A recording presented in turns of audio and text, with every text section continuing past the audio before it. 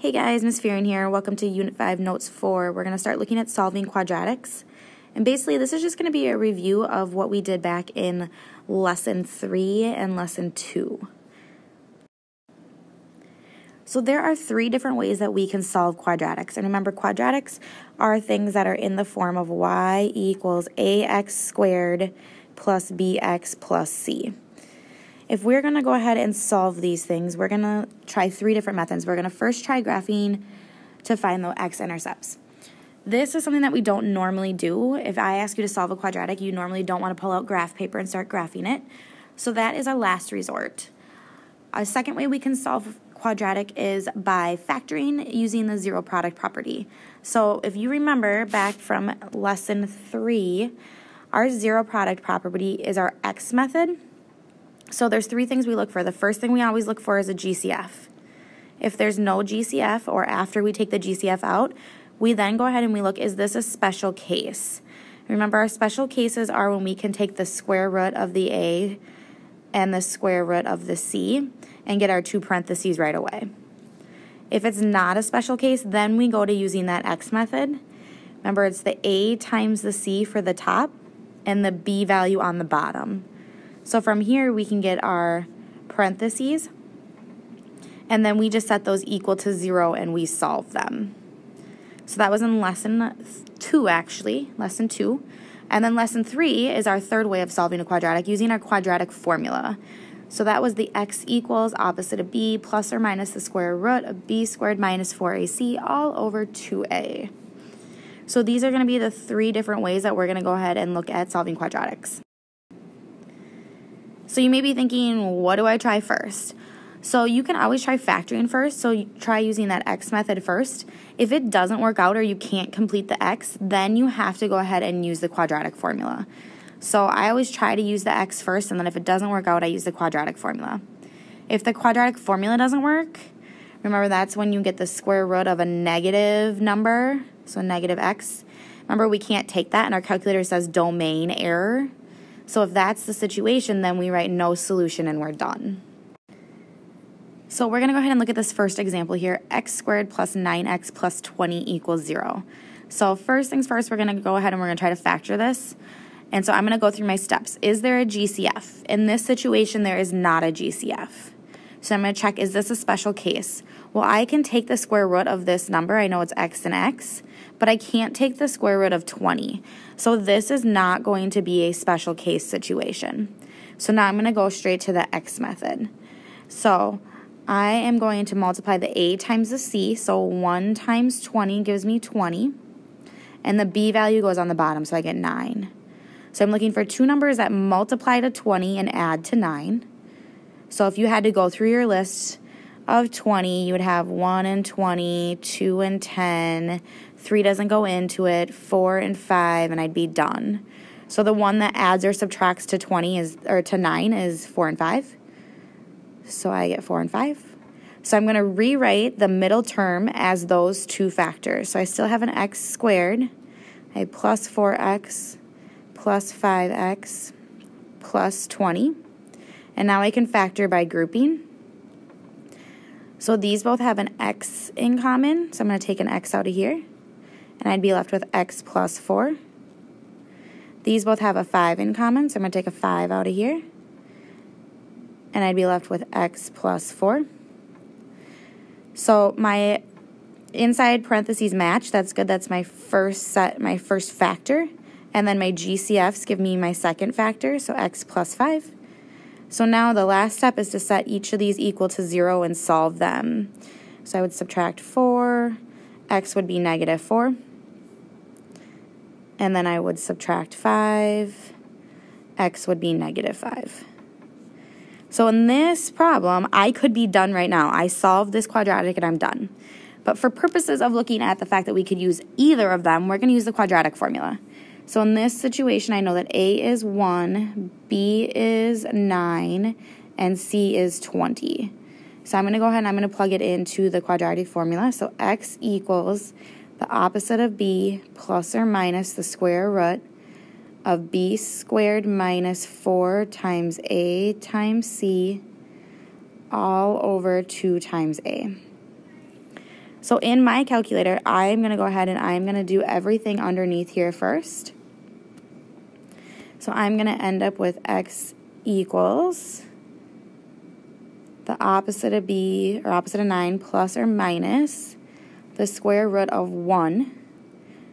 And then I always do 2 times 1 as well, or 2 times a, because I can usually do that in my brain, so I get 2. So from here, that's where you can go ahead and take the square root as well as split it into 2 equations. So I'm going to take the square root first. The square root of 1 is still 1. So now I'm going to get 2 equations. I'm going to get x equals negative 9 plus 1 divided by 2, and x equals negative 9 minus 1 divided by 2. So always do your top before you divide. So I get x equals negative 4 and x equals negative 5. Notice that those are the same exact answers, which is good because it's the same problem. Here's the graph of x squared plus 9x plus 20. And if we wanted to go ahead and look at these x-intercepts, they would be right here and right here. And if you notice, that's where x equals negative 4, right there. And then x equals negative 5, right there. So even if we were to have to graph this, I would still get the same answers for my x-intercepts. So we're actually going to skip down and we're going to do example number 3 right now. So our example number 3 says I have x squared plus 3x plus 12 equals 0. So I'm going to go through my steps and I'm going to see if I can solve using the zero product property. If I can't, then I'm going to use quadratic formula. And then from there, if that doesn't work or I don't get a solution, I can double check using the graph to make sure it doesn't cross at all. So here we are. Looking at zero product property, first things first, does this have a GCF that I can take out? The only thing they have in common is a 1, so it's already in its lowest form. So now I'm going to go ahead and I'm going to see, is this a special case?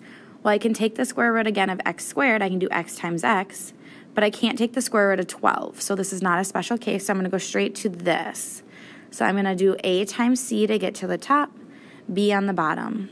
So I'm looking for numbers that multiply to 12 and add to 3. So I get 1 and 12, 2 and 6, 3 and 4.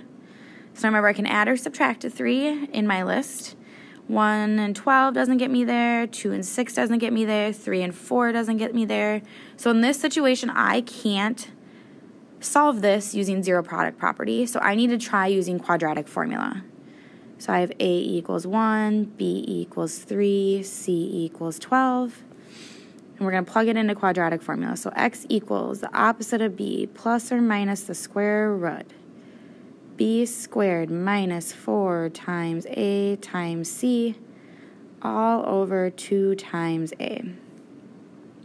So I'm going to plug everything underneath the radical into my calculator. And I'm going to get the square root of a negative 39 divided by 2. Remember, if I have a square root of a negative number, I know right away that this is no solution. We don't even have to look at a graph then because I cannot solve this.